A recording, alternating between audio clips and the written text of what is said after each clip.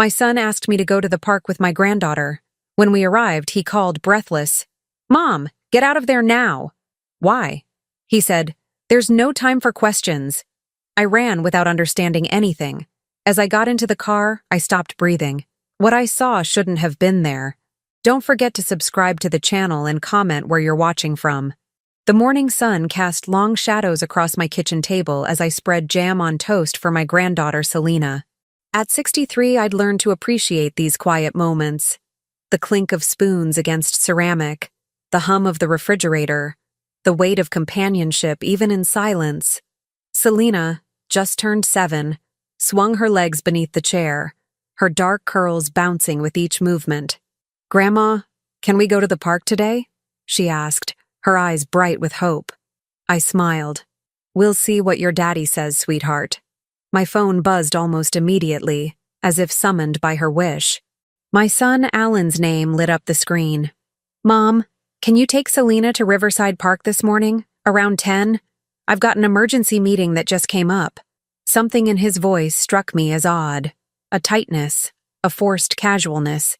But Alan had been stressed lately. His real estate development firm was in the middle of several big deals, and his wife Violet had been acting particularly cold toward me in recent weeks. I attributed his tension to work and marriage troubles. "Of course," I said. "We'd love to go." "Great, the park, 10 o'clock. I really appreciate it, Mom." He hung up before I could respond, which was unusual. Alan always said goodbye, always asked how I was doing. But I pushed the unease aside and focused on Selena's delighted squeal. 2 hours later, we arrived at Riverside Park. The old playground sat at the edge of town, backed by dense woods and bordered by the slow-moving river that gave it its name. I'd brought Alan here when he was Selena's age, pushed him on these same swings, watched him climb these same structures, though they'd been repainted and reinforced over the decades. Selena ran ahead toward the swings, her pink backpack bouncing. I followed at a slower pace, my knees reminding me of every year I'd lived. The park was surprisingly empty for a Saturday morning. Usually, at least a dozen families would be scattered across the grounds. Today, I counted only 2 other adults, a man in a dark jacket near the parking lot, pretending to look at his phone, and a woman with oversized sunglasses sitting on a bench too far from the playground to be watching any child. The first prickle of unease crept down my spine. I settled onto a bench near the swings, keeping Selena in sight. She pumped her legs, flying higher, her laughter cutting through the morning air. I pulled out my own phone to check messages, and that's when I noticed something strange. A text from Alan, sent 20 minutes ago, that I'd somehow missed. "Remember exactly 10:00. Don't be late." Why did the time matter so precisely? We were already here. Then another text came through. "Stay alert. Watch for a black SUV." My heart began to race. I looked up, scanning the parking lot. There, a black SUV with tinted windows, parked at the far end, engine running. I could see the exhaust in the cool morning air. "Selena, honey, come here for a second," I called, trying to keep my voice steady. She ignored me, lost in the joy of the swing. The man in the dark jacket was walking toward us now, hands in his pockets. My mouth went dry. The woman on the bench had removed her sunglasses and was staring directly at me. My phone rang. Alan. "Mom." His voice was breathless, panicked, a tone I'd never heard from my usually composed son. "Mom, get out of there now. Take Selena and run to your car. Don't ask questions. Don't look back. Just go." "Alan, what?" "There's no time. Please, Mom, just trust me. Get Selena and run. Now." The line went dead. Every instinct screamed at me to grab my granddaughter and flee, but my mind also demanded answers. What was happening? Why were we in danger? Was this some kind of terrible mistake? The man in the dark jacket was 50 feet away now, his pace quickening. "Selena," I shouted, standing up. "Come here right now." Something in my tone cut through her play. She jumped off the swing and ran toward me, her face puzzled. I grabbed her hand and started walking quickly toward the parking lot, not running yet, not wanting to alarm her completely, but moving with purpose. My silver Honda was parked near the entrance, thank goodness, not far from where we stood. "Grandma," What's wrong? Selena asked, her small hand tight in mine. Nothing, sweetheart. We just need to go home early. The man changed direction, angling to intercept us. The woman from the bench was standing now, speaking into a phone. Actually, Selena, we need to run. Can you run fast like a race? Her eyes widened, but she nodded. We ran. My knees protested, my breath came in gasps, but fear pumped adrenaline through my veins. Behind us, I heard the man's footsteps, faster now, no longer pretending casual interest. Hey, wait, he shouted. I didn't wait, didn't turn around. Just kept pulling Selena forward, her little legs pumping as fast as they could. We reached the car. My hands shook as I fumbled with the key fob. The doors unlocked with a blessed beep. I practically threw Selena into the back seat and dove into the driver's seat, locking the doors immediately. The man was 20 feet away when I started the engine. Ma'am! He yelled, holding up something. A badge? A wallet? I couldn't tell and didn't care. I reversed hard, tires squealing, then threw the car into drive and accelerated toward the park exit. In my rearview mirror, I saw the man speaking urgently into a phone. The black SUV with tinted windows began to follow us. Grandma, you're scaring me, Selena whimpered from the back seat. It's okay, baby. Everything's okay. We're just going home. But everything was not okay. My hands gripped the steering wheel so tightly my knuckles turned white. The SUV maintained a steady distance behind us, not gaining, but not falling back either. Following. I grabbed my phone at a red light and called Alan. It went straight to voicemail. Alan, what in heaven's name is going on? There are people following us. We're heading to my house. Call me immediately. The light turned green. I pressed the accelerator, taking turns through residential streets, trying to lose the SUV. It stayed with us, a dark shadow in my mirror. Selena was crying now, and I felt like the worst grandmother in the world, but I couldn't stop to comfort her. I had to get us somewhere safe. I pulled into my driveway with a sharp turn, jumped out, and yanked Selena from the back seat. We ran to the front door, another eternity of fumbling with keys, and finally burst inside, locking and bolting the door behind us. The SUV pulled up to the curb in front of my house and stopped. I pulled Selena into the kitchen, away from the windows, and held her trembling body close. It's okay, sweetheart. We're safe now. We're home. But were we safe? What had Alan gotten us into? Why had he sent us to that park, then told us to flee? Through the front window's sheer curtain, I watched the SUV. The driver's door opened and a woman stepped out. Tall, professional-looking, wearing a navy blazer. She walked up my front path with confident strides. The doorbell rang. Selena jumped in my arms. Mrs. Butler? A woman's voice called through the door. Mrs. Natalie Butler? My name is Agent Patricia Reeves with the FBI. We need to talk about your son. The FBI. My son. The words hit me like physical blows. I sank onto a kitchen chair, still holding Selena, my mind reeling. What had Alan done? The doorbell rang again, more insistent this time. Mrs. Butler, I know you're frightened, but we're not here to hurt you. We need your help. Your son is in serious danger, and so are you and your granddaughter. Please, let me explain. I looked down at Selena's tear-streaked face, then back at the door. Every instinct told me not to open it, not to trust anyone. But the woman's words echoed in my mind.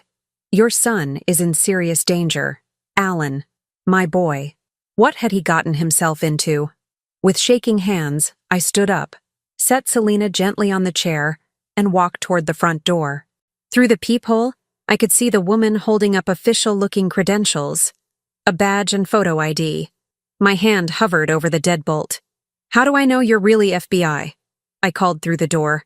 You can call the local FBI field office to verify my credentials. The number is...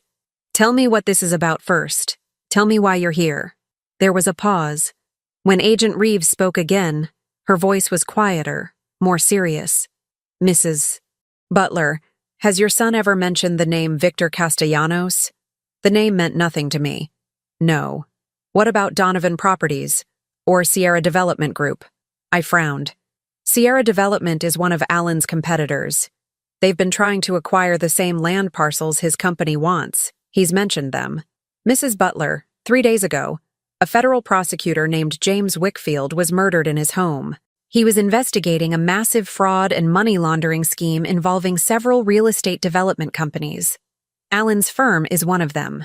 And this morning, we received intelligence that there might be an attempt to use you or your granddaughter as leverage to force your son's cooperation or silence. The world tilted. I reached out to steady myself against the wall. That's why Alan sent us to the park, I whispered. He was… What? Setting up some kind of exchange? Using us as bait? We don't know what your son was planning, Mrs. Butler. But we do know that dangerous people are involved, and we need to bring you and Selena somewhere safe, right now. I looked back at my granddaughter, who sat on the kitchen chair with her arms wrapped around herself, eyes wide and frightened. Alan, my successful, ambitious son, what had he done? And more terrifyingly, what was he about to do? Mrs. Butler? Agent Reeves called through the door. I need you to make a decision. In approximately 3 minutes, another vehicle will arrive. The people in it won't be FBI, and they won't ask nicely. My hand moved to the deadbolt. This was the moment my life split into before and after. I turned the lock and opened the door. Agent Reeves moved quickly once inside, her eyes scanning every window, every corner. Another agent, a younger man with sharp features, appeared from the SUV and positioned himself near the front window. We have maybe 2 minutes, Reeves said crisply. Pack a bag for both of you, essentials only, medications, identification, phone chargers, nothing else. Go. I stood frozen, my mind struggling to process the reality unfolding in my living room. Mrs. Butler, Reeves's voice softened slightly. I know this is overwhelming, but your son made choices that put you in danger. Right now, my job is to keep you alive. Please pack quickly. Selena clung to my leg, and that simple gesture snapped me into action. Whatever Alan had done, whatever trouble he'd created, Selena was innocent. I had to protect her. I grabbed Selena's hand and hurried to the bedroom, pulling a small duffel bag from the closet. Clothes, toothbrushes, Selena's favorite stuffed rabbit, my medications, our phones and chargers. My hands moved on autopilot while my mind raced. Alan involved in fraud?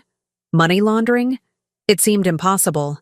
He'd always been ambitious, yes, driven to succeed, especially after his father died 5 years ago. But criminal activity? My son?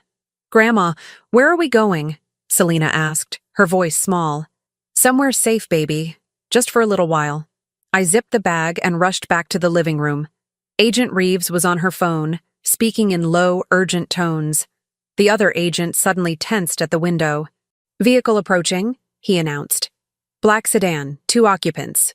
Reeves's expression hardened. Back door, now. We hurried through the kitchen to the back door. Reeves opened it carefully, checked the yard, then motioned us forward. We ran across my small lawn to the alley behind the house, where another unmarked vehicle waited. Get in, Reeves ordered. I lifted Selena into the back seat and climbed in beside her. Reeves took the driver's seat, and we were moving before I'd even closed the door properly. As we turned the corner, I glimpsed the black sedan pulling up in front of my house. Who are they? I demanded, finding my voice. People who want to make sure your son keeps quiet about what he knows, Reeves said, her eyes on the rearview mirror. People who will use any leverage available. I don't understand. Alan called me, warned me to leave the park. If he's involved in something criminal, why would he warn me? Reeves met my eyes in the mirror. That's what we're trying to figure out, Mrs. Butler. Your son's behavior has been contradictory. He's been cooperating with certain individuals who are under investigation, but this morning's phone call suggests he might be having second thoughts. Where is Alan now? We don't know. He's not at home, not at his office. His phone is off. Panic clawed at my chest. What about Violet, his wife? Does she know about any of this? Something flickered across Reeves's face. Hesitation, maybe pity. Mrs. Butler, how would you describe your relationship with your daughter-in-law? The question caught me off guard. It's fine. A bit strained lately. Why? Has she ever asked you about your finances? Your property? Your will? A chill ran through me. Last month, she asked if I'd considered updating my will.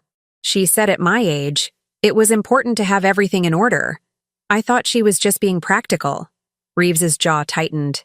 And did you? Update your will? I have an appointment with my attorney next week. Why? What does Violet have to do with this? Before Reeves could answer, her phone rang. She answered on speaker. Reeves here. Agent Reeves, this is Director Morrison. We've got a situation. Alan Butler just contacted our office. He wants to make a deal. My heart leaped. He's alive? He's okay?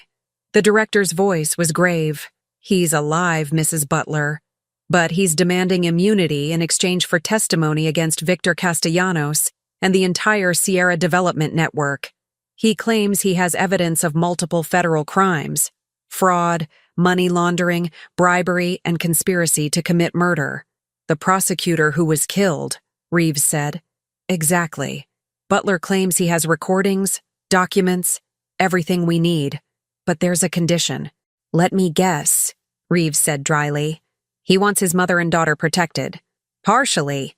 He wants them protected, yes. But he also insists that Natalie Butler be present at the initial meeting. He says she's the only person he trusts to hold one of the evidence packages, some kind of insurance policy. I felt dizzy. I don't understand. Why would he trust me with evidence? I don't know anything about his business.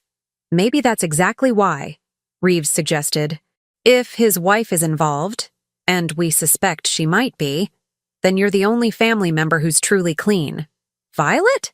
I shook my head. No, she's ambitious. Yes. And she can be cold, but she wouldn't be involved in murder. Reeves pulled the car into a parking garage beneath a nondescript office building. Mrs. Butler, we've been investigating this network for 8 months. Violet Butler has had lunch with Victor Castellanos 3 times in the past 2 months. She's made multiple trips to offshore banking locations, and her personal spending has increased by 400% in the last year, far beyond what your son's legitimate income would support. The words hit me like slaps. I thought of Violet's new jewelry, the luxury vacation they'd taken, the expensive private school they'd suddenly enrolled Selena in. She's been stealing from Alan's company? Worse. We believe she's been feeding information to Castellanos, helping him stay 1 step ahead of your son's legitimate business deals. And when the federal investigation heated up, we think she convinced Alan to get more deeply involved in the money laundering scheme, to protect their lifestyle, and possibly to protect her. I looked down at Selena, who had fallen asleep against my shoulder, exhausted from fear and confusion. This innocent child, caught in a web of greed and corruption spun by her own parents. What does Alan want me to do? The director's voice crackled through the speaker again. He wants you to meet him at a location he'll specify. He'll give you a package containing copies of all his evidence. You'll hold it as insurance. If anything happens to him, you deliver it to us. If the deal goes through, he gets immunity, and everyone walks away. And if I refuse? Silence hung heavy in the car. If you refuse, Reeves said quietly, Alan will likely disappear. The evidence disappears with him. Castellanos and his organization continue operating, and there's a very good chance that they'll still come after you and Selena, just to make sure there are no loose ends. So I have no choice. You have a choice, Mrs. Butler. It's just not a good one. The car stopped in an underground parking space. Reeves turned to face me fully. I need to be clear about the risks. If you agree to this meeting, you'll be walking into a situation we can't completely control. Alan is paranoid. Rightfully so. He won't agree to a location we've secured in advance. He'll choose somewhere public, somewhere he feels safe. But Castellanos has people everywhere. There's a real possibility of danger. And Selena? Selena stays with us, in protective custody. She'll be safe, I promise you. I looked at my sleeping granddaughter, then at Agent Reeves's serious face. Somewhere out there, my son was running for his life, carrying evidence that could bring down a criminal organization. The son I'd raised to be honest and kind had somehow become entangled in fraud and murder. But he'd also warned me to leave the park. He'd called the FBI to protect us. Somewhere inside the man who'd made terrible choices, my Alan still existed. When does he want to meet? Tonight, 7 p.m. He'll text the location 1 hour before. Then I'll do it. Reeves nodded, but her expression remained troubled. Mrs. Butler, there's one more thing you should know. This morning, someone cleaned out your son's personal safe deposit box at First National Bank. Whoever it was had the key and knew the password. Violet, I breathed. We're assuming so, which means she likely has whatever Alan was keeping there, possibly backup copies of the evidence he claims to have, or money, or both. The elevator doors opened to reveal a small, secure office space. Several agents moved about, working on computers and speaking in hushed tones. Reeves led us to a private room with a couch, and I carefully laid Selena down, covering her with a blanket one of the agents provided. I stepped back into the hallway with Reeves. How did my son get involved in this? I asked, my voice barely above a whisper. Reeves leaned against the wall, looking suddenly tired. From what we've pieced together, it started small. A developer friend suggested some creative accounting to maximize tax benefits. Then it escalated. Offshore accounts to hide profits, shell companies to move money, partnerships with increasingly questionable individuals. By the time Alan realized he was in business with actual criminals, he was in too deep to get out safely. And the prosecutor who was murdered? James Wickfield was days away from bringing indictments. We think someone in Alan's firm tipped off Castellanos. Within 24 hours, Wickfield was dead, made to look like a home invasion. But we know better. My legs felt weak. I sank into a chair in the hallway. Did Alan have anything to do with the murder? We don't believe so. But he knew about it, and he didn't come forward. That makes him complicit. The full weight of it settled over me. My son, my only child, was involved in a conspiracy that had led to murder. Even if he testified, even if he got immunity, his life as he knew it was over. His career, his reputation, possibly his marriage, all destroyed. Mrs. Butler? A young female agent approached. We need to ask you some questions about your family's finances and your daughter-in-law's behavior over the past year. For the next 2 hours, I sat in a small interview room, recounting every conversation, every observation, every detail I could remember. Violet's expensive tastes, the tension between her and Alan, the way she'd started asking questions about my estate, my pension, my retirement accounts. She was planning something, I realized aloud. She was trying to figure out how much I was worth. We believe she and Castellanos had a backup plan, the agent said. If things went south, they'd need money to run. Alan's assets would be frozen, but yours wouldn't be. If you were to die, say, in a tragic accident, and if Violet was in your will, nausea rolled through me. She was going to kill me? Her own daughter's grandmother? We can't prove intent, but the pattern suggests she was at least considering all options. I thought of all the times Violet had encouraged me to babysit Selena, to take her places. Had she been setting me up, making Selena dependent on me so that my death would seem more tragic, less suspicious? No, I couldn't believe that. Whatever Violet had become, she loved her daughter. Didn't she? At 6 o'clock, my phone buzzed. A text from an unknown number. Mom, it's me. Are you safe? My hands shook as I typed. Yes, with the FBI. Good. Location in 1 hour. Come alone. They can follow but stay back. Mom, I'm so sorry. I never meant for any of this to happen. I love you. Tears blurred my vision. I showed the message to Reeves. He's scared, she said softly. And he should be. But we'll do everything we can to keep both of you safe. At 6:45, my phone buzzed again. The location. Riverside Park. The same park where this nightmare had begun just hours ago. It's a power play, Reeves said, studying the message. He's choosing familiar territory, somewhere he feels he has some control. But it's also risky. Too open. Too many sight lines. Maybe that's the point, I suggested. If it's open, it's harder for Castellanos' people to approach without being seen. Reeves looked at me with new respect. You might be right. We drove in silence toward the park, 3 other vehicles following at a distance. The sun was setting, casting long shadows across the road. I thought of Selena, safe in the FBI office, probably confused and frightened. I thought of Alan, my boy, waiting in that park with evidence that could bring down a criminal empire or get him killed. And I thought of Violet, my daughter-in-law, who might be a monster, or might be another victim trapped in a nightmare not of her making. As we pulled into the park's lot, I saw Alan's BMW parked near the entrance. He stood beside it, alone, his hands in his pockets, looking small and vulnerable in the gathering dusk. "Remember," Reeves said, fitting me with a small microphone hidden under my collar. "We're listening. If anything feels wrong, say the word cardinal, and we'll move in immediately." I nodded, my mouth too dry to speak.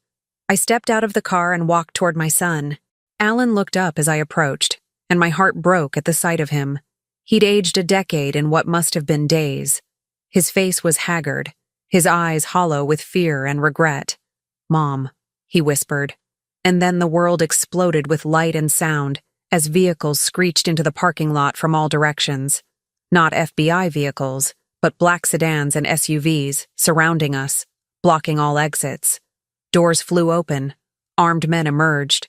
And in the center of it all, a tall man with silver hair and cold eyes stepped forward, smiling.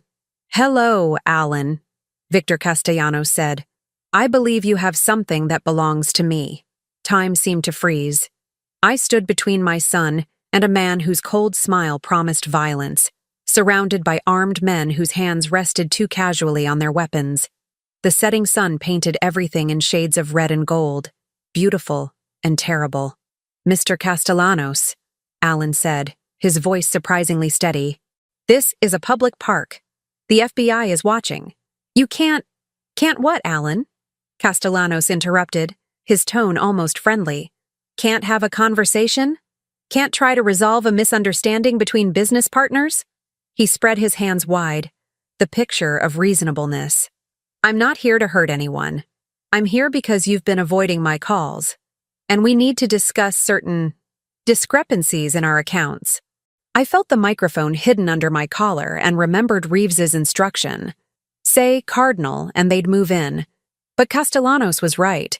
We were in a public park, and his men hadn't actually threatened us. If the FBI moved now, what could they arrest him for? Having a conversation? "Mom, get back in the car," Alan said, not taking his eyes off Castellanos. "Your mother?" Castellanos turned his attention to me, his smile widening. "Mrs. Butler, how delightful to finally meet you. Alan speaks of you often. Such devotion to family. It's admirable, really." He took a step closer. "Though I wonder if he's told you the truth about his business ventures." "Stay away from her," Alan warned, moving to position himself between us. "The truth?" I found my voice, though it trembled. "You mean the fraud? The money laundering? The murder of a federal prosecutor?" Castellanos' smile never wavered, but something flickered in his eyes. Surprise, maybe, or recalculation.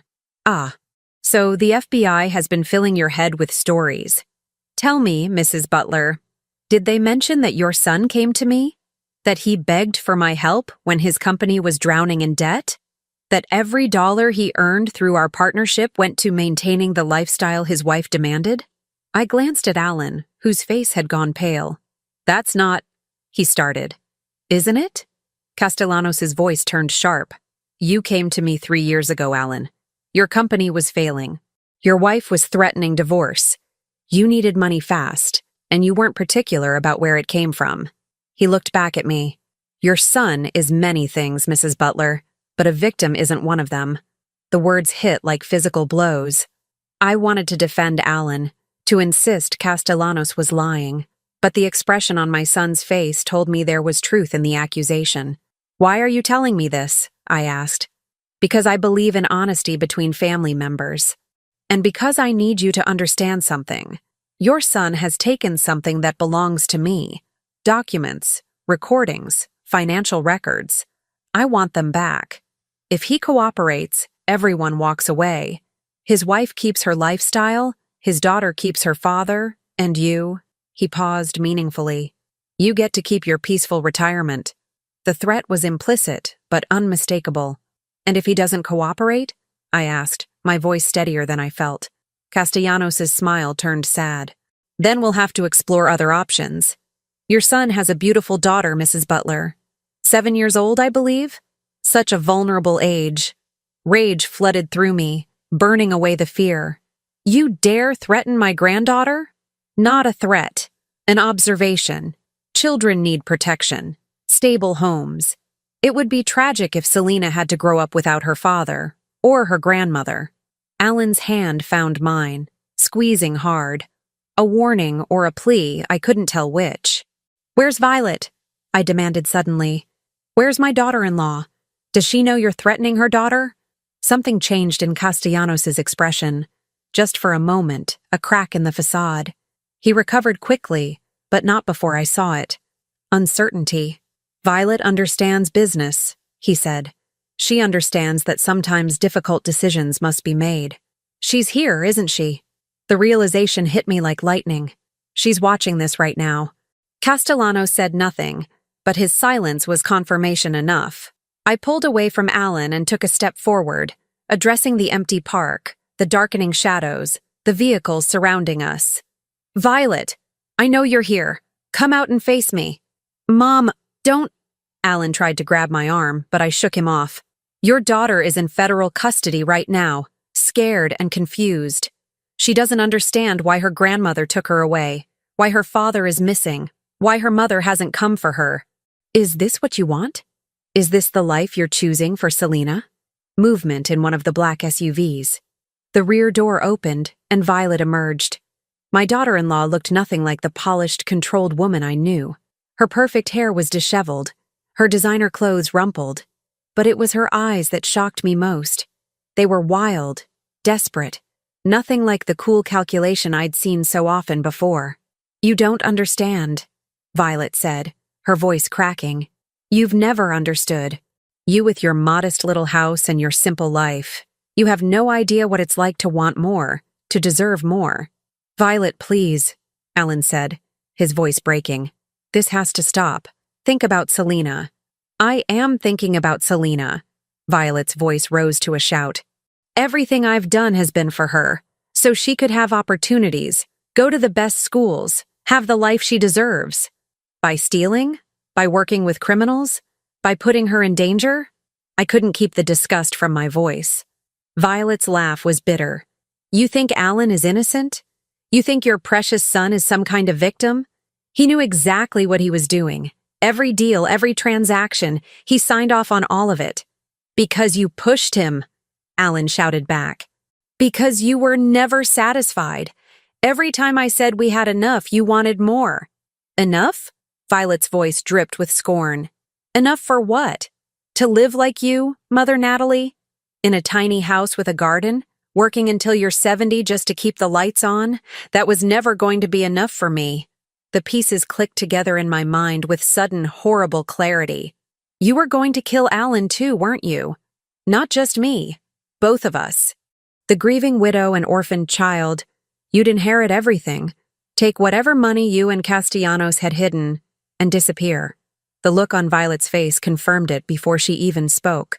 It didn't have to be this way, she said quietly. If Alan had just kept quiet, if he hadn't gotten cold feet about Wickfield... Wickfield? Alan's voice was a whisper of horror. You knew? You knew they were going to kill him? Violet's silence was damning. Alan staggered backward as if struck. My God, Violet, he had kids, he had a family, and you... He was going to destroy everything, Violet screamed. Everything we built. I had no choice. There's always a choice, I said, my voice hard. You chose greed. You chose violence. You chose to betray your husband and endanger your daughter. Castellanos stepped forward, his patience clearly exhausted. This is all very touching, but we've wasted enough time. Alan, the evidence. Now, or I stop being reasonable. His men's hands moved to their weapons. Not drawing them, not yet, but the threat was clear. Alan reached into his jacket pocket, and everyone tensed. He pulled out a small USB drive, holding it up so everyone could see.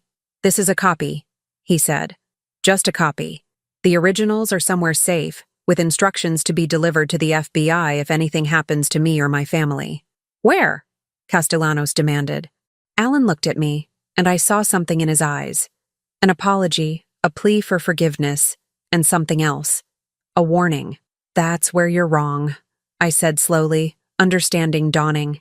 You don't have the originals, do you, Alan? You never did. Alan's expression confirmed it. I turned to face Violet. You took them. From the safe deposit box this morning. That's what was in there, not money, but the original evidence Alan had been collecting. Violet's face went white, then red. She looked at Castellanos, then back at Alan, trapped between them. I don't know what you're talking about, she stammered. Yes, you do, I pressed. Alan told you where he kept it. Probably years ago when you were still pretending to be a team. He trusted you, and this morning you cleaned out the box. Where is it, Violet? Where's the evidence? Castellanos turned slowly to face Violet, and the look on his face made even his own men take a step back. You told me Alan had everything. You said you knew where all the evidence was. You promised me we could contain this. I do know. Violet's voice rose in panic.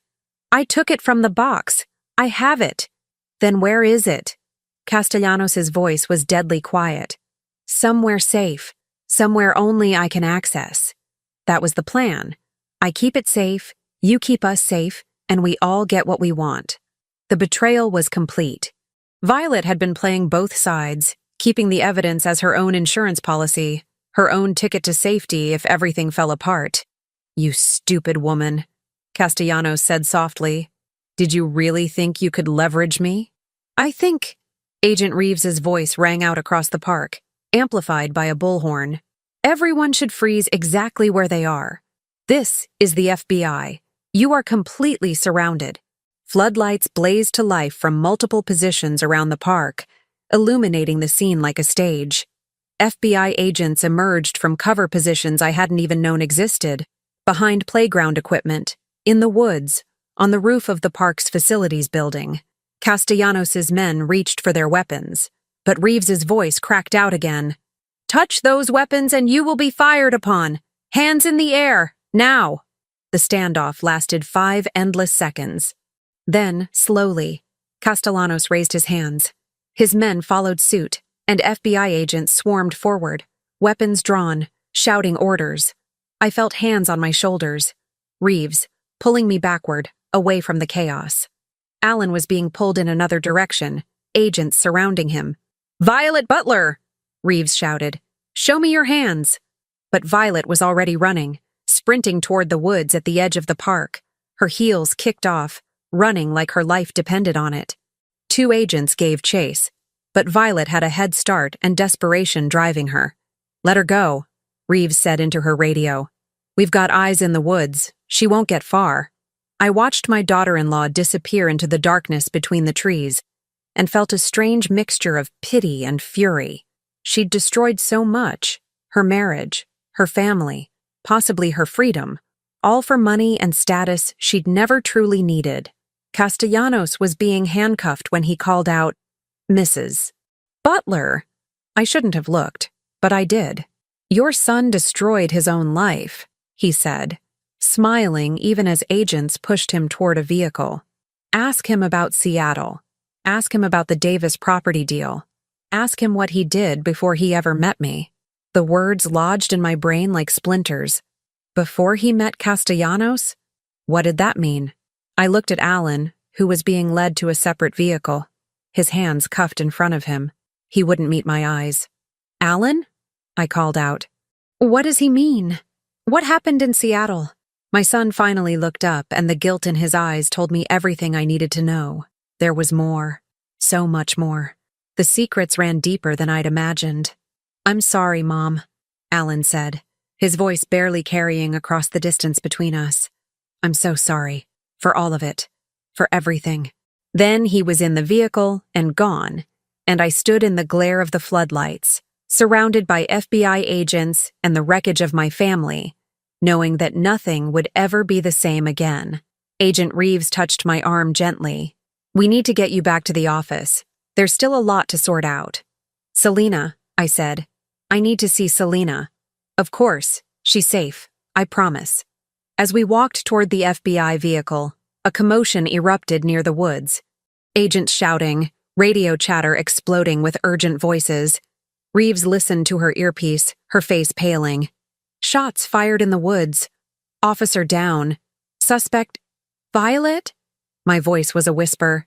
They found her. She had a gun. Mrs. Butler, I'm sorry. She's dead.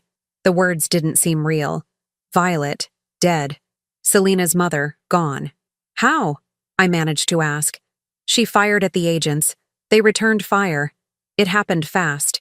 I thought of Selena, sleeping peacefully in the FBI office, unaware that in a single day she'd lost everything. Her father to prison, her mother to death, her life as she knew it destroyed forever. And I realized with crushing certainty that the secrets weren't over. Castellanos' words echoed in my mind. Ask him about Seattle. Whatever Alan had done, whatever had started this nightmare, I didn't know the full truth yet. Not even close. The FBI office felt like a tomb at midnight. Selena slept in my arms on a couch in Agent Reeves's office, her face peaceful, blissfully unaware that her mother was dead and her father was in a holding cell 3 floors below us. I stroked her hair gently, fighting back tears I couldn't afford to shed. Not yet. Not while she might wake and see. Agent Reeves entered quietly, carrying 2 cups of coffee. She set one on the table beside me and sank into her desk chair with a heavy sigh. How do I tell her? I whispered. How do I tell a 7-year-old that her mother is gone? We have child psychologists who can help, Reeves said softly. People trained for this kind of trauma. You don't have to do it alone. But I'm all she has left now. The weight of that truth pressed down on my chest. Her father's going to prison, isn't he? Reeves was quiet for a long moment. That depends on what he knows and what he's willing to testify to. The federal prosecutor's office will decide if his cooperation warrants immunity or a reduced sentence. But yes, Mrs. Butler, one way or another, Alan will face consequences. I took a sip of coffee, barely tasting it. At the park, Castellanos said something about Seattle, about a property deal Alan was involved in before any of this started. What did he mean? Reeves's expression grew troubled. She opened a file on her desk, studying it for a moment before speaking. We've been digging into your son's background. 6 years ago, when Alan first started his development company, he worked on a major project in Seattle, a waterfront property development called Harbor Heights. I remember. He was so excited about that project. He said it was going to make his career. It did. But not the way you think. Reeves turned her computer monitor so I could see it. A news article from 6 years ago filled the screen. Harbor Heights developer cleared in bribery investigation. My blood ran cold. Bribery. The project required city council approval for zoning changes. 3 council members who initially opposed the project suddenly changed their votes. An investigation was launched, but no charges were ever filed. The evidence disappeared, and witnesses recanted their statements. Alan wouldn't. Mrs. Butler, Reeves interrupted gently but firmly. We have reason to believe that was the first time your son crossed a legal line. And we believe that's when Victor Castellanos first became aware of Alan, not as a struggling businessman needing help, but as someone willing to bend rules to get what he wanted. The room spun.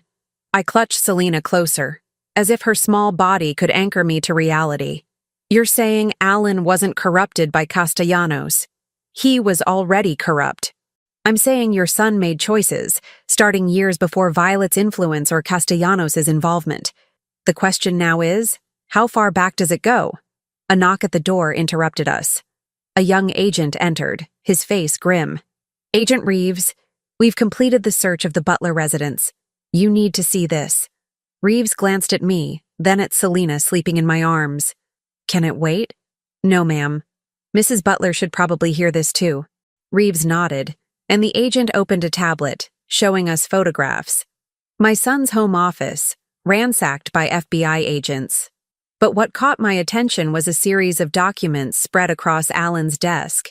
We found these in a hidden safe behind a bookshelf, the agent explained. Financial records going back 8 years, offshore accounts, shell companies, wire transfers. Mrs. Butler. He hesitated, looking at me with something like pity. Your name is on several of these documents. My mouth went dry. What? Reeves took the tablet, scrolling through the images. Her jaw tightened. Alan created an offshore trust in your name 5 years ago. Without your knowledge or permission. That's not possible. I would have had to sign. Your signature was forged. We've already confirmed it with a handwriting expert. Reeves looked up at me, her expression grave. Mrs. Butler, over the past 5 years, approximately $3 million has moved through this account. Money from Castellanos' operation, laundered through your name. The words didn't make sense. They couldn't be real. But I couldn't form complete sentences. I don't have $3 million. I live on a pension and Social Security. How could I not know? Because you weren't meant to know. Not until it was useful. Reeves's voice was gentle but relentless. If the investigation had uncovered this account before we understood the full picture, you would have looked guilty. You would have been the perfect scapegoat. Understanding crashed over me like a wave. Alan was going to frame me. His own mother. Or Violet was, the young agent suggested. These documents were hidden in your son's office, but we found her fingerprints on the safe. She knew about it. I thought I'd run out of ways to be hurt, but I was wrong.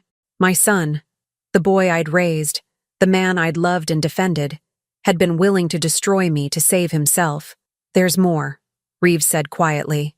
She pulled up another document on the tablet. We found a draft of a new will on Alan's computer, dated last week. In it, he leaves everything to Selena, with Violet as trustee until Selena turns 18. That's normal, I said, confused. Parents do that. Except there's a clause at the end. If you were to die before Selena reaches 18, your estate would also pass to Selena, again with Violet as trustee. He'd already drafted the paperwork to add himself as a beneficiary to your accounts, forging your signature on power of attorney documents. The betrayal cut deeper than I thought possible. When? When was this supposed to happen? Reeves hesitated. We found searches on Violet's laptop. Untraceable poisons. Natural-looking accidents for elderly people. How long for inheritance to process? The searches date back 3 months. 3 months. They'd been planning to kill me for 3 months, and I'd had no idea. I'd baked cookies for Selena, had Sunday dinners with them, smiled and hugged them, all while they plotted my death. Selena stirred in my arms, and I held her closer, this innocent child who'd been raised by monsters. Mrs. Butler, Reeves said, I need to ask you a difficult question. Did you ever give Alan access to your financial accounts? Sign any documents for him? Give him power of attorney for any reason? Never. I've always handled my own finances. What about your will? Who's in it currently? Alan is my primary beneficiary. Selena is secondary. I was planning to update it next week to include more specific provisions for Selena, but I hadn't gotten around to it yet. Reeves and the young agent exchanged looks. What? I demanded. What does that mean? It means, Reeves said carefully, that if you had died in the next few days, before updating your will, everything would have gone to Alan. And with Alan potentially facing prison time, a good lawyer could argue that Selena, as his heir, should receive the assets. With Violet as trustee, of course. Except Violet is dead, I said. Yes. Which means their entire plan has collapsed. But Mrs. Butler, there's another problem. With your name on these offshore accounts, even though we know the signature was forged, the prosecution could still come after you. They could seize your assets as proceeds from criminal activity. Fear turned to anger. I did nothing wrong. We know that. But proving it could take months, possibly years. In the meantime, your accounts could be frozen. Your house could be seized. And Selena, Reeves's voice softened. Selena would likely go into foster care while everything gets sorted out. No. The word came out fierce, protective. No, she's not going into the system. She stays with me. She's lost enough. Then we need to move fast, Reeves said. I need you to cooperate fully with our investigation. Tell us everything you know about Alan's business, his associates, any conversations you overheard. We need to establish beyond any doubt that you were a victim, not a participant. I'll tell you everything, but I need something in return. Reeves raised an eyebrow. You're not really in a position to negotiate. I need to talk to Alan, tonight. Now. There are things I need to understand, and he's the only one who can explain them. That's not a good idea, Mrs. Butler. Anything he says to you could be used against him in court. His lawyer would never allow it. I don't care about his lawyer. I need to look my son in the eye and ask him why. Why he used me. Why he was willing to kill me. Why he threw away everything I taught him about right and wrong. My voice broke. I need to know if there's anything left of the boy I raised, or if that person is completely gone. Reeves studied me for a long moment. If I arrange this, you can't interfere with the investigation. You can't promise him anything or try to help him evade justice. I understand. And you need to wear a wire. Everything will be recorded. I looked down at Selena, still sleeping peacefully. She deserved to know the truth about her parents one day, and she deserved to know that at least one person in her family had fought for truth, even when it hurt. Fine, but only after Selena is settled somewhere safe with someone she trusts. She doesn't need to wake up and find me gone too. Reeves nodded and made a phone call. 20 minutes later, a kind-faced woman from Child Protective Services arrived with another FBI agent who specialized in child trauma. They woke Selena gently, and I held her while they explained in simple terms that she would stay with a nice family for a few days while Grandma helped the police with some important work. "But you're coming back, right?" Selena asked, her eyes wide and frightened. "You're not leaving like Daddy did?" I kissed her forehead, my heart breaking. "I will never leave you, sweetheart. I promise. Grandma will always come back." It was a promise I desperately hoped I could keep. After Selena left with the CPS worker, Reeves fitted me with a recording device and led me to the holding cells in the basement of the building. Alan sat in a small interview room, his hands cuffed to a metal table, his expensive suit wrinkled and stained. He looked up when I entered, and something in his face crumbled. "Mom, don't." I sat down across from him, my voice cold. "Don't call me that. Not yet. Not until you explain why you were willing to kill your own mother for money." Alan's eyes filled with tears. "I never wanted to hurt you. You have to believe that." "I don't have to believe anything. I want the truth. All of it, starting with Seattle." He was quiet for so long I thought he wouldn't answer. Then slowly, he began to speak. Seattle was supposed to be my big break, but the project was falling apart. The zoning board wouldn't approve, and without approval, my investors were going to pull out. I would have lost everything: my reputation, my career, my chance to prove I could be successful. "So you bribed them." A man approached me, said he could make the problem go away for a price. I told myself it wasn't really bribery, just facilitating business. Everyone does it. That's what I told myself. And that man worked for Castellanos. I didn't know that then.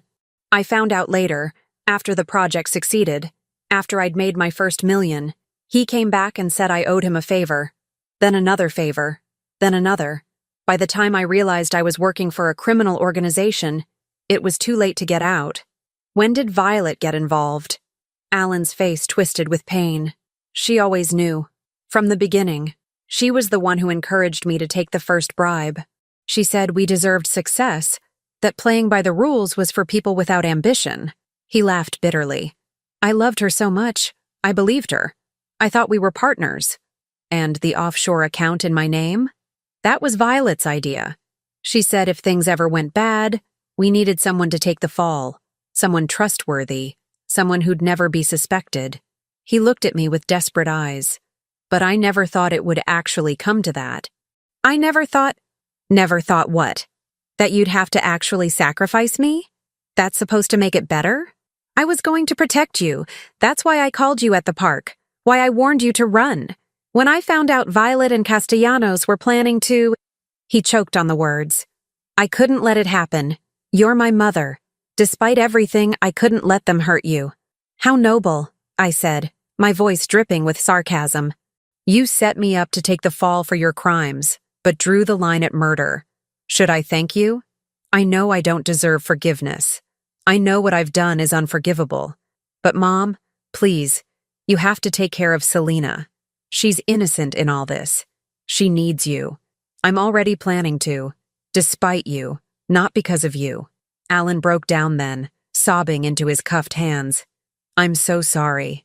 I'm so sorry. I destroyed everything. My marriage, my family, my life. And for what? For money we never even got to enjoy because we were always afraid of getting caught. I stood up, looking down at this broken man who used to be my son. Do you know what hurts most, Alan? It's not the money or the betrayal. It's knowing that I failed you somehow, that I raised you with values and morals, and somewhere along the way you decided they didn't matter. That success and money mattered more than integrity and family. You didn't fail me, he said through his tears. I failed you. I failed myself. I failed Selena. This is all on me. At least we agree on that. I walked toward the door, then stopped. Agent Reeves tells me you're offering to testify against Castellanos. Is that real, or is it just another manipulation? It's real. I'll tell them everything. Every deal, every transaction, every crime I witnessed or participated in. It won't make up for what I've done, but maybe it will keep other people from getting hurt. And Selena, what happens to her while you're in prison? I'm signing over full custody to you. My lawyer is preparing the papers now. I want her to have a chance at a normal life, away from all this, with someone who'll teach her right from wrong. His voice cracked. Someone who'll do a better job than her parents did. I nodded once, then left the room without another word. In the hallway, Agent Reeves was waiting. Did you get what you needed? I got the truth. Whether that's what I needed, I shook my head. I'll never be sure. For what it's worth, I think Alan does love you, in his own broken way. Love isn't enough, I said quietly. Love without integrity is just selfishness wearing a mask. Reeves's phone buzzed. She looked at the screen, and her expression darkened. We have a problem. Castellanos' lawyer just filed a motion to have all charges dismissed. He's claiming the evidence is inadmissible because... She stopped, her face going pale. Because what? I demanded. Because the offshore account in your name? Castellanos' lawyer is claiming you were a willing participant in the money laundering, that Alan was acting on your orders, not the other way around. They're trying to flip the entire case.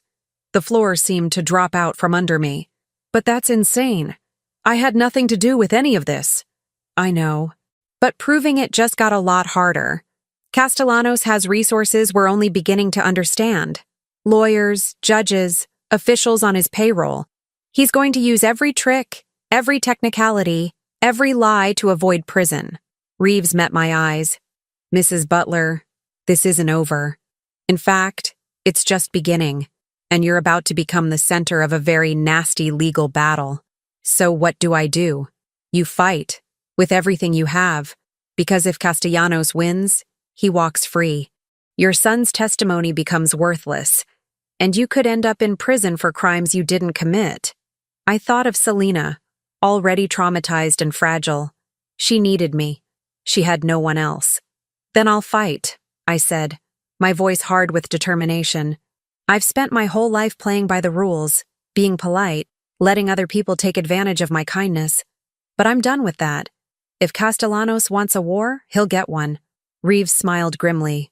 Good. Because something tells me you're tougher than anyone gives you credit for. She had no idea how right she was. 3 weeks later, I sat in a federal courthouse conference room, surrounded by lawyers, FBI agents, and the weight of everything I'd lost. The mahogany table stretched before me like a chasm, and across it sat Victor Castellanos, impeccably dressed, his silver hair perfectly styled, looking more like a distinguished businessman than a criminal facing life in prison. His legal team, 5 attorneys in expensive suits, filled one side of the table. On my side sat Agent Reeves, a federal prosecutor named Catherine Walsh, and my own attorney, a sharp-eyed woman named Diana Lofgren who'd come highly recommended and was working partially pro bono after hearing my story. The past 3 weeks had been a nightmare of depositions, interviews, and mounting evidence that threatened to bury me. Castellanos' lawyers had been relentless, painting me as a criminal mastermind who'd manipulated her naive son into laundering money through his real estate business. They'd produced witnesses, paid liars, I was certain, who claimed to have seen me at meetings I'd never attended, heard conversations that never happened. My bank accounts were frozen. My house had a lien on it. And Selena, my precious Selena, was in temporary foster care while the courts decided if I was fit to raise her. But I hadn't been idle these 3 weeks. Neither had Agent Reeves. "Let's begin," said Judge Morrison, who was presiding over the pretrial proceedings. "Mr. Castellanos, your attorneys have made serious accusations against Mrs. Butler. I trust you have substantial evidence to support these claims?" Castellanos's lead attorney, a shark named Robert Brennan, smiled confidently. "Your Honor, we have extensive documentation showing that Mrs. Natalie Butler has been the architect of this entire operation. Her son Alan was merely a pawn, following his mother's instructions to establish legitimate businesses that could be used for money laundering." "That's absurd," Diana said coldly. "Mrs. Butler is a retired schoolteacher who lives on a modest pension. The idea that she masterminded a multi-million-dollar criminal enterprise is laughable." "Is it?" Brennan pulled out a folder. "We have bank statements showing that Mrs. Butler made multiple trips to the Cayman Islands over the past 5 years. Curious destination for a retired schoolteacher, wouldn't you say?" My heart sank. The Cayman Islands. I had gone there. Twice, on vacation. Trips that Violet had insisted on and paid for. Family bonding time, she'd called it. I'd thought she was being generous. "Those were vacations," I said. "My daughter-in-law arranged and paid for them. Convenient," Brennan said smoothly.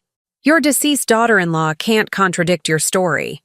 But we have evidence that during those vacations, you made visits to 3 separate offshore banks where accounts in your name held substantial sums." "I never visited any banks. Violet must have used my identification somehow, forged my signature." "So you claim. But the security footage we've obtained tells a different story." He slid a photograph across the table. It showed a woman entering a bank in the Cayman Islands. The woman wore a wide-brimmed hat and sunglasses, but the clothes were familiar. Too familiar. "That's not me," I said, but my voice wavered. The woman was my height, my build, wearing a dress I owned. "The timestamp shows this was taken during your visit to the islands 2 years ago," Brennan continued. "The woman presented identification in your name and accessed an account containing over $1 million. Diana leaned close to me. "Don't say anything else," she whispered. But I understood now. Violet had impersonated me.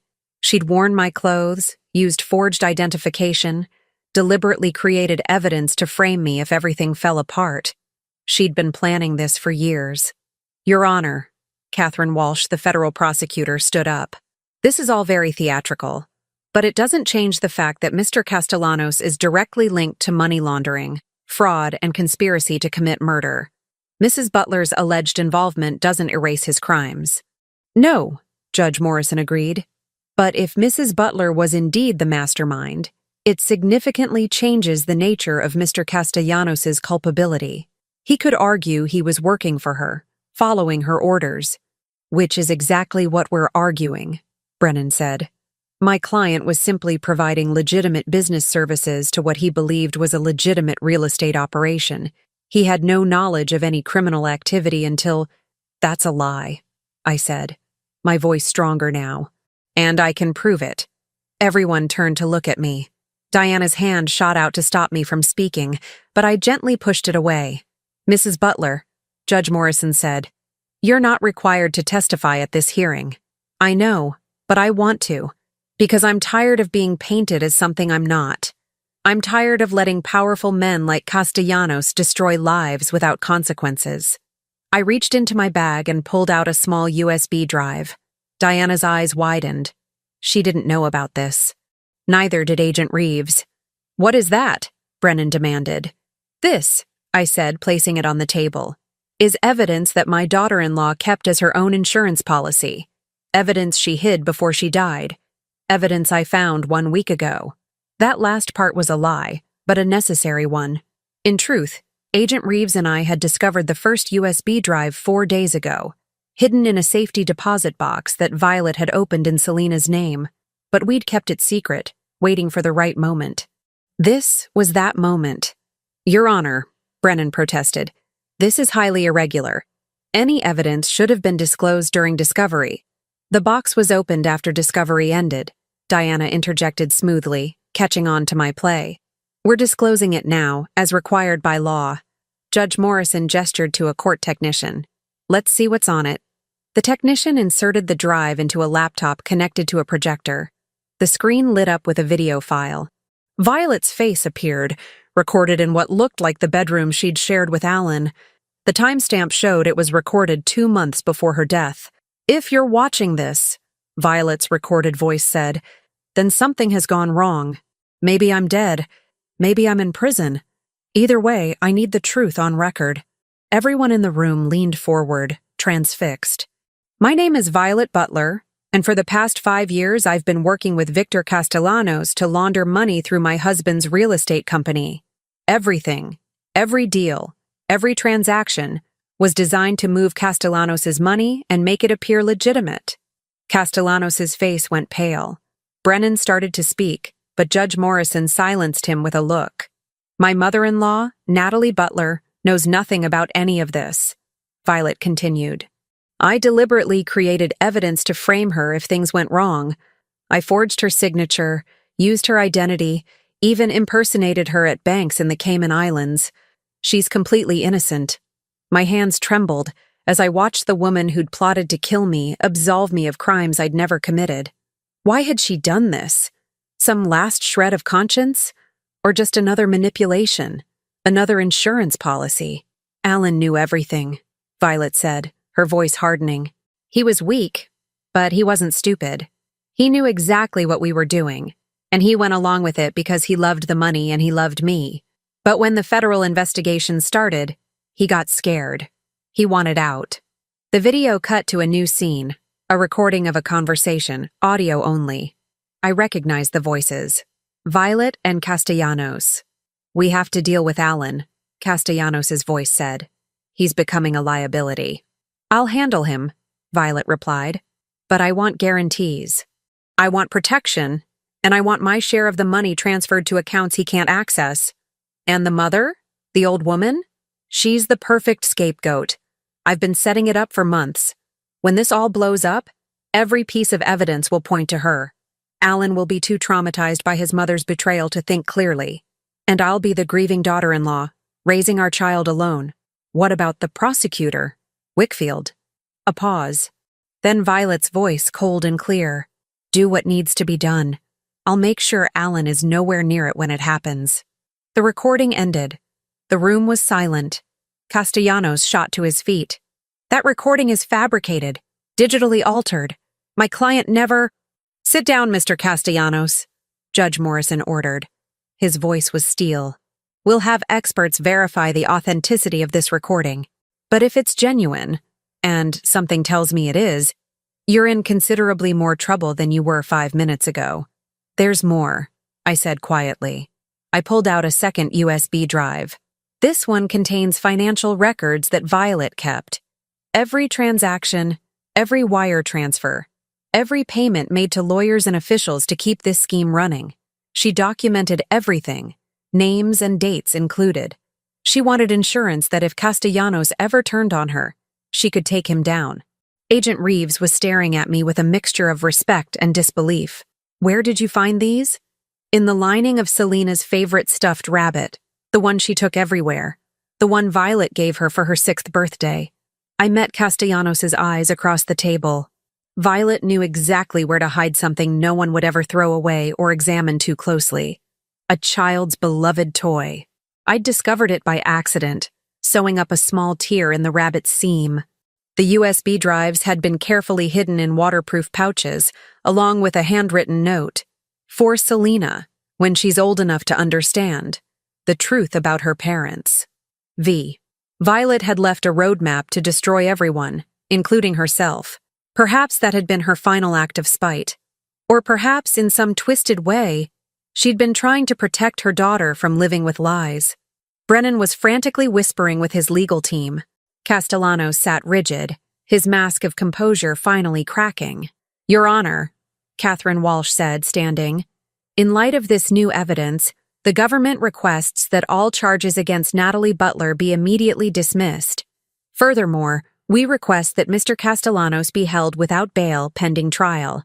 The evidence on these drives establishes him as a flight risk and a danger to witnesses. Agreed. Judge Morrison said. Mrs. Butler, all charges against you are dismissed. Your accounts will be unfrozen, and the lien on your property will be removed within 24 hours. He turned to Castellanos. As for you, Mr. Castellanos, bail is revoked. You'll remain in federal custody until trial. U.S. Marshals moved forward to take Castellanos into custody. As they cuffed him, he looked at me with pure hatred. You think you've won? He said, his cultured voice finally showing its venom. You think this is over? I have resources you can't imagine. Lawyers, judges, politicians, people who owe me favors. I'll be out in 6 months, and when you are, I interrupted, my voice calm and steady, I'll still be here, taking care of my granddaughter, living my life, and you'll still be exactly what you are, a criminal who underestimated a 63-year-old woman. His face twisted with rage as the marshals led him away. After the room cleared, Diana turned to me with admiration in her eyes. That was brilliant. Waiting until the right moment to present the evidence, letting them commit to their lies before proving them wrong. Where did you learn to do that? I was a teacher for 40 years, I said simply. I learned very quickly how to spot a liar and when to call them out for maximum effect. Agent Reeves laughed, then sobered. There's still the question of Alan. His testimony won't be as crucial now that we have Violet's recordings, but the prosecutor's office will still want his cooperation. And he'll give it, I said. Not because he hopes for a lighter sentence, but because it's the right thing to do. For once in his life, Alan needs to do the right thing. What about you? Reeves asked. What happens now? Now?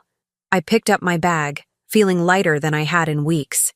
Now I go get my granddaughter. I have custody papers to file, a home to restore, and a little girl who needs to know that despite everything her parents did, she's loved and safe. She's lucky to have you, Diana said.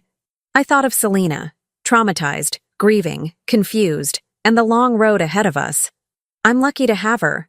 She's my second chance to raise a child right, and this time I won't fail. I walked out of that courthouse into the afternoon sun, feeling the weight of the past weeks lifting from my shoulders. I wasn't naive enough to think it was completely over. There would be trials, testimony, media attention. Alan would likely spend years in prison. Selena would need therapy and patience and more love than I sometimes felt capable of giving. But I'd survived. More than that, I'd fought back and won. As I reached my car, no longer impounded, returned to me that morning, my phone rang. An unknown number. I almost didn't answer. Then something made me press accept. Mrs. Butler? An unfamiliar male voice. Yes? My name is Thomas Brenner. I'm an investigative journalist working on a story about organized crime and corruption in real estate development. I was at the courthouse today, and I heard about the evidence you presented. I'd like to interview you for my piece. I should have said no. Should have declined and driven away from all of it. But then I thought of all the other Violets and Elaines out there, all the people who thought they could get away with corruption because their victims were too polite, too scared, or too beaten down to fight back.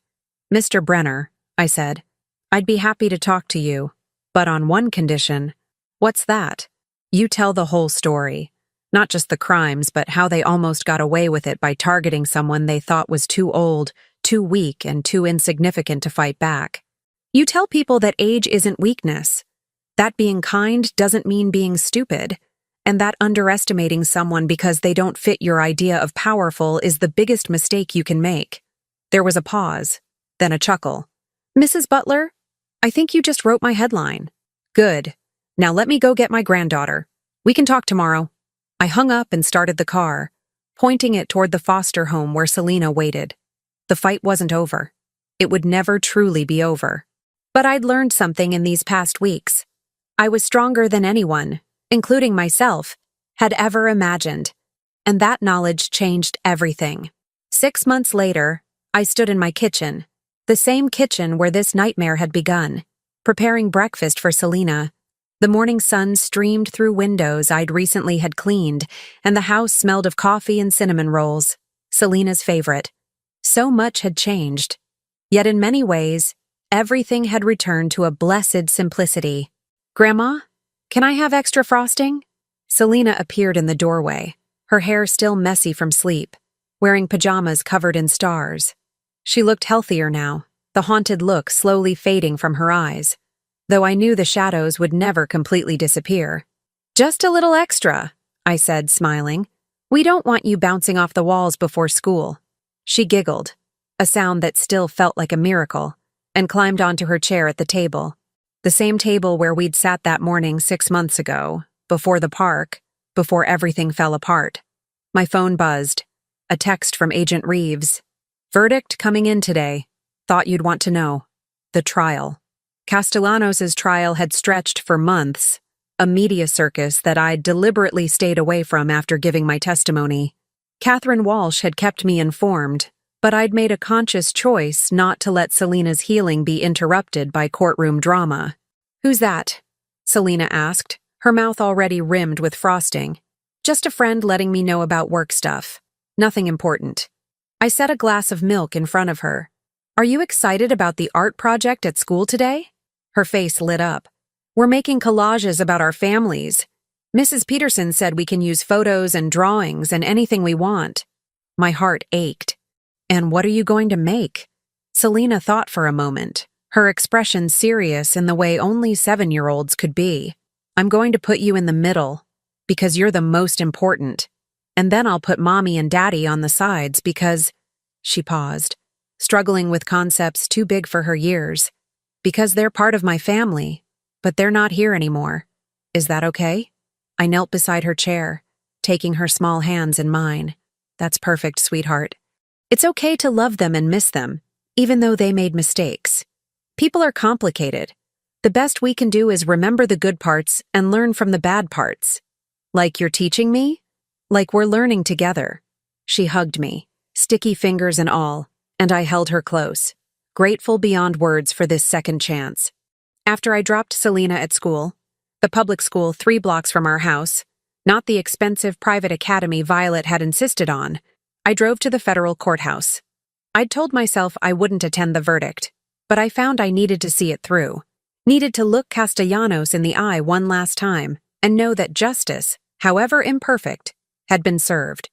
Agent Reeves was waiting outside the courtroom. She smiled when she saw me. I had a feeling you'd show up. Is Alan here? I asked. She nodded toward a side door. He testified last week. He's not required to be here today, but he wanted to come. Fair warning, he's hoping to see you. My relationship with Alan had entered strange territory. He'd pleaded guilty to multiple charges and was serving a 12-year sentence at a minimum security federal prison. He'd cooperated fully with prosecutors, providing testimony that had helped convict 3 of Castellanos' associates. He called me every week. Calls I sometimes answered and sometimes let go to voicemail, depending on how strong I felt that day. I'd taken Selena to visit him once, a month ago. It had been heartbreaking and necessary. Alan had apologized to his daughter, had told her that Daddy made bad choices and had to face consequences, but that he loved her and always would. Selena had cried. Alan had cried. I'd sat there, dry-eyed and watchful, making sure he understood that this access to his daughter was a privilege I could revoke if he ever hurt her again. I'll see him after, I said. If there's time. We entered the courtroom just as the judge was taking his seat. Castellanos sat at the defense table, his silver hair still perfect, his suit still expensive, but something had changed in his bearing. The arrogance was gone, replaced by the resigned look of a man who knew he'd lost. The jury filed in. 12 ordinary people who'd spent months hearing about fraud, money laundering, conspiracy, and murder. They looked tired. Has the jury reached a verdict? Judge Morrison asked. We have, Your Honor, the forewoman said, standing. My heart pounded as she read the counts. Guilty, guilty, guilty. 16 counts in total, including conspiracy to commit murder in the death of prosecutor James Wickfield. Castellanos showed no reaction. His lawyers sat stone-faced. But I felt something release in my chest. A tension I'd been carrying for so long I'd forgotten what it felt like to breathe without it. Judge Morrison scheduled sentencing for 2 weeks later, but everyone in that courtroom knew Castellanos would spend the rest of his life in prison. As the marshals led him away, Castellanos' eyes found mine across the courtroom. For a moment, we simply looked at each other, the criminal kingpin and the grandmother who'd helped bring him down. Then he smiled, just slightly, and nodded. A gesture of respect from one adversary to another. I didn't smile back, didn't nod. Just held his gaze until he was led through the door and out of my life forever. Outside the courthouse, reporters swarmed. Catherine Walsh had warned me this would happen, but I was prepared.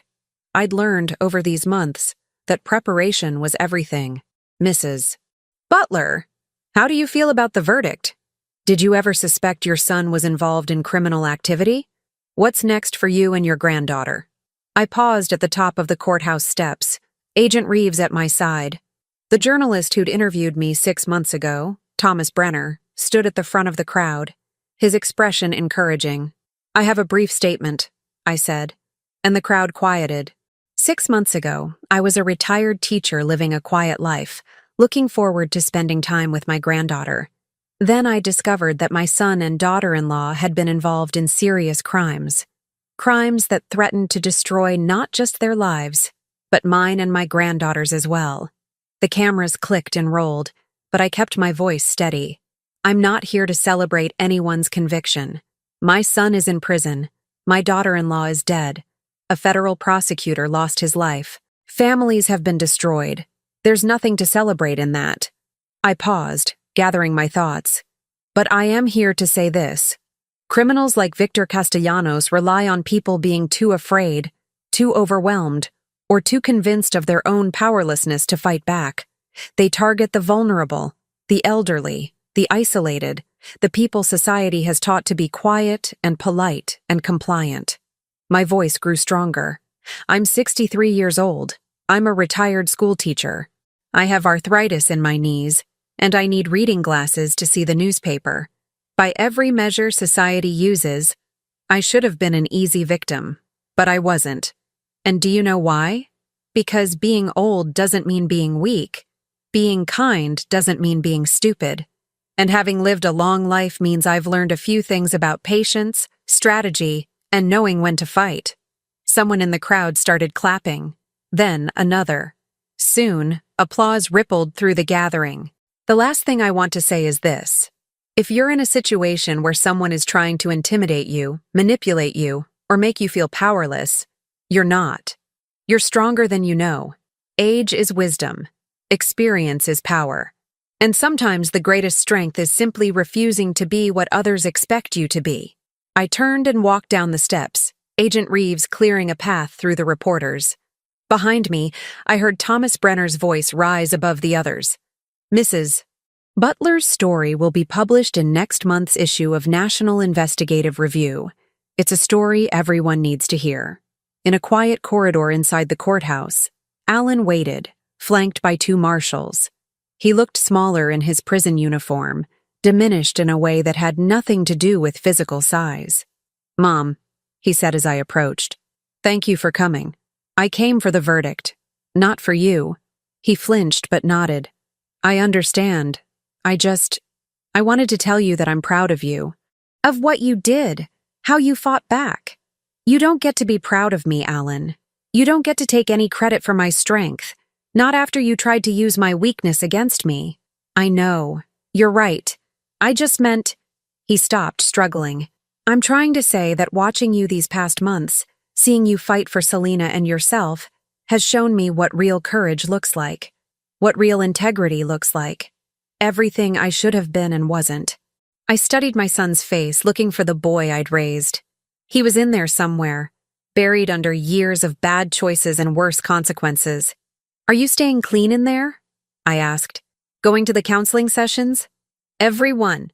And I've been taking online business ethics courses, if you can believe the irony. Will you be better when you get out? Will you be someone Selena can be proud of? I'll spend every day trying. That's all I can promise." I nodded slowly. "Then I'll bring Selena to visit you next month. She needs to see that people can change, that mistakes don't have to define you forever. But Alan, if you disappoint her, if you hurt her in any way, I will make sure you never see her again. Do you understand?" "Yes, ma'am, I understand." "Good. I turned to leave, then stopped. Your father would have been disappointed in what you became, but he would have been proud that you're trying to make it right. I'm not there yet, but maybe someday I will be. His eyes filled with tears. That's more than I deserve. Yes, I agreed. It is. I left him there and walked out into the sunlight, feeling the weight of the past finally beginning to lift. That evening, Selena and I sat in the backyard of my small house. Our house now, legally and officially. The guardianship was finalized last month, making me not just her grandmother but her legal guardian until she turns 18. The garden was in full bloom, flowers I'd planted in the spring now reaching toward the sky. Selena was drawing at the picnic table, working on a picture of our house. She'd become obsessed with drawing lately. Her therapist said it was a healthy way to process everything she'd experienced. "Grandma?" she asked, not looking up from her paper. "Are we safe now?" The question pierced my heart. How many times had she asked it over these months? How many times would she need to ask before she truly believed the answer? "Yes, sweetheart. We're safe. The bad people are in jail. We're together. And I promise you, I will never let anyone hurt you again. What if more bad people come?" I set down my book and moved to sit beside her. "Then we'll handle them together. You know what I've learned, Selena? Bad people count on good people being too scared to fight back. But we're not going to be scared anymore. We're going to be smart and strong and careful. And most importantly, we're going to be together." She leaned against me, and I wrapped my arm around her small shoulders. "I miss Mommy sometimes," she whispered. "Even though she did bad things. Is that okay?" Of course it's okay. Love doesn't just disappear because someone makes mistakes. Your mother loved you very much, even if she showed it in confused and harmful ways. You're allowed to miss her and be angry at her at the same time. It's confusing. Yes, it is. Being human is confusing, but we'll figure it out together. We sat in silence for a while, watching the sun paint the sky in shades of orange and pink. My small house, my simple garden, my quiet life, none of it had changed. But everything had changed. I'd learned that I was capable of more than I'd ever imagined. That the qualities I'd always possessed, patience, observation, strategic thinking, quiet determination, were not weaknesses, but strengths. That 63 years of life had taught me lessons that no amount of money or power could buy. And most importantly, I'd learned that the greatest revenge against those who tried to make me insignificant was simply living well, raising Selena with love and wisdom, and refusing to be diminished by their expectations. My phone buzzed. A text from Diana, my attorney. "Castellanos sentenced to life without parole. It's finally over." I smiled and set the phone aside. It wasn't over. Trauma and healing didn't work that way. Selena would struggle with trust and loss for years. I would carry the scars of my son's betrayal. Alan would spend more than a decade behind bars. But the immediate danger had passed. The people who'd tried to destroy us had failed. And in their failure, they'd revealed something they'd never expected. That an ordinary woman living an ordinary life could possess extraordinary strength. "Grandma?" Selena said. "Can we plant more flowers next spring? Maybe some roses by the front door?" "Absolutely. We'll plant a whole garden. Roses and tulips and daisies. Whatever you want. And maybe we could paint the shutters? Mommy always wanted blue shutters." I felt tears prick my eyes. Despite everything, Selena was trying to honor her mother's memory in small, meaningful ways. "Blue shutters would be beautiful," I said. "We'll paint them together." As darkness fell and the first stars appeared, we went inside to prepare dinner. Just the two of us in our small house, building a new life from the ruins of the old one. I had no illusions about the future. There would be hard days. Selena would have questions I couldn't answer. My relationship with Alan would remain complicated and painful. The community would talk, and some people would always see me as the woman whose family had been involved in crime. But I'd survived. More than survived. I'd fought back and won. And in that small house with its blue shutters to be, its blooming garden, and its quiet rooms filled with hope instead of fear, I'd created something the criminals had never expected. A home where love and wisdom triumphed over greed and manipulation. The nightmare had ended. The healing had begun. And I, Natalie Butler, retired schoolteacher, grandmother, survivor, had proven that the most powerful weapon against evil wasn't youth or strength or money. It was simply refusing to be defeated. Now tell me, what would you have done if you were in my place? Let me know in the comments. Thank you for watching, and don't forget to check out the video on your screen right now. I'm sure it will surprise you.